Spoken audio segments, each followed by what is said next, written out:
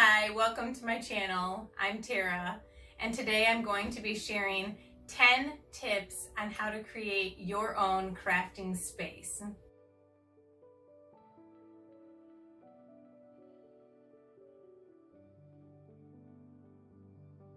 So get out a paper and pen, take some notes.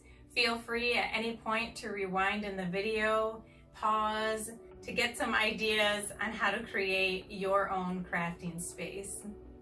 Tip number 1, decide and determine what is it that you do the most. For some of you, that might be a no-brainer. You might sew, that's your main area of focus. Or you're a painter. Or like me, you like to do a lot of die cutting projects. You want to, number 1, determine what is your main area of focus. And that will help you with number 2. Number 2 is go online and start researching storage for your area and focus.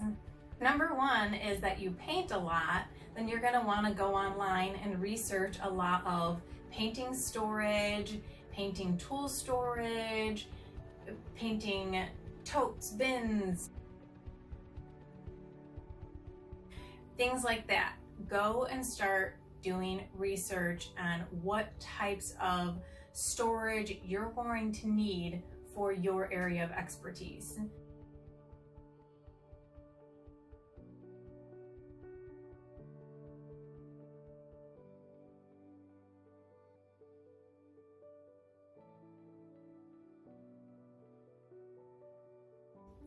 Number 3 is super important, and that is researching seating. So once you've done number 2 and you've researched all the storage things that are going to be best for what your materials and what your needs are for your crafting, you want to really research a good seating option.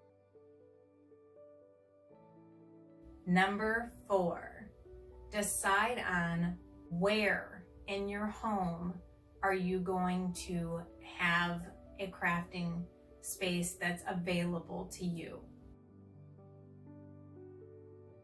Maybe you could use a closet. Maybe there's a guest room and you could use the closet and turn it into a crafting closet. That is a fantastic way in space that you can just tuck away when guests come over, and then your closet can be your craft dream space. And if you don't have a crafting room, you don't have a crafting closet, then something like a crafting cart might work for you, that you can tuck in the nook of a living room, bedroom, dining room, some type of space in your home that you can just kind of tuck this little crafting cart away and pull it out or unfold it as you need. Now, I don't get sponsored by Create Room. I just have a Create Room mini dream box and I love it.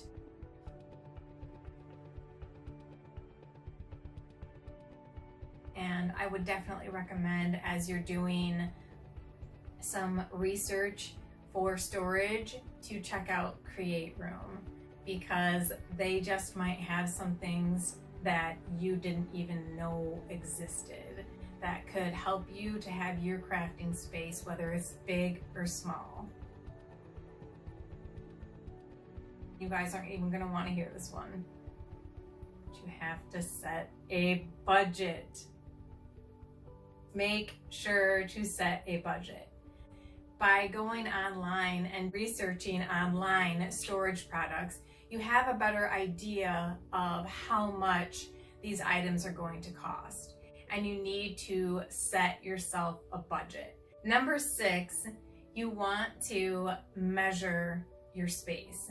So online, a lot of times, and hopefully most of the time, they will have in the description of the item, whether it's a shelf, a cart, a desk, a table, some types of totes and bins, what size they are.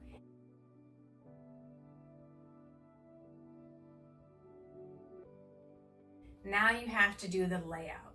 So you're gonna wanna do some measurements on your wall. Like this pegboard over here, I did measurements of my wall space to know what size of pegboard I could fit before I placed the order. And shelving, a little shelf like this, you're gonna wanna measure your wall space and see what exactly is going to be able to fit where you want these items before ordering them. Number 7 is to decide on an ambiance, a color scheme, like the decor that you want to accent your craft room with. So whatever your favorite color is, whatever kind of mood you want to be in, whatever you want to be surrounded by, make sure that you pick that color scheme, that ambiance that you want to have in your crafting space. We're going to move on to number 8. This is it. Now that you've done all the preparing, all the deciding, all the measuring, all the layout thoughts, where you're going to have this crafting area, space, or room, or closet, now is your time to go shopping. Now is the time to go in store, online, and shop for all the items that are in your budget and are going to fit your needs for number 1, which is your main crafting expertise, an area that you prefer. Doing an intervention right here, crafters. We do not need every sale item that we see when we go to Joann's and Michael's, because our crafting spaces are precious and valuable. Make sure that you're only getting the materials that you know that you're going to need and use. Number 9 is really simple, and that is to set up your crafting space. Now, hopefully with all the tips I've given so far, it's gonna make it seamless and easy because you've already got a layout, you already measured your walls, your floor space, you took the measurements from your items that you were gonna order or purchase before you bought them and knew, you did a little layout and you knew that they were gonna fit on your wall and fit on your room floor space. So there shouldn't be any worries there. And it's actually going to be exciting and fun putting your workspace, craft space together. Number 10, use that crafting space. Crafting can be so wonderful. It can be therapeutic, it can be calming, it can be a stress reliever. And in some instances for you, your crafting space may be your means of income. It might be a side hustle or your main business. Make sure that you use that space. Once you've done all the work to create your crafting space, that you use it. That's number 10. Just use your space and enjoy it and love it and appreciate it and be thankful that you did it yourself. I just want to do a recap so you don't have to go back and rewind all the way to the beginning. Number 1, main focus of your craft space. Number 2, what type of storage are you going to need for that main focus? Number 3, determine some seating and ergonomic equipment, things that are going to make your crafting experience as safe and ergonomically effective as possible. Number 4, decide on a location for your crafting space, whether it's a room or just a little corner of a room or even a closet.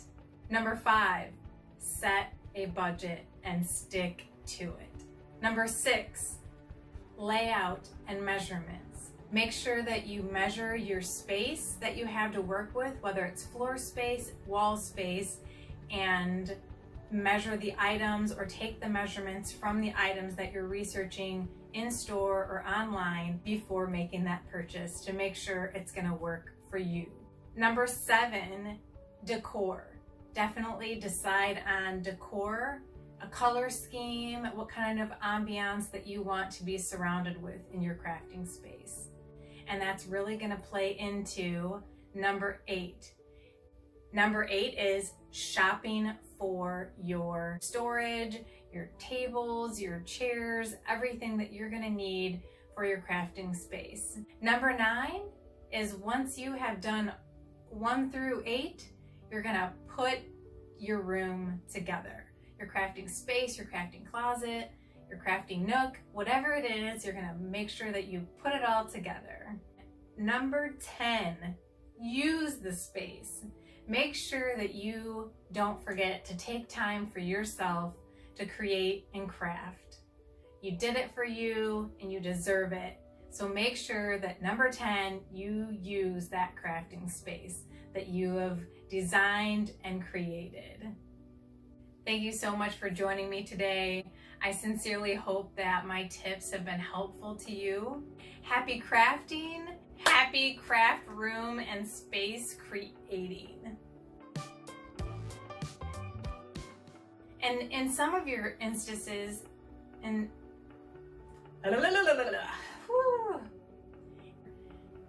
it is and happy crafty room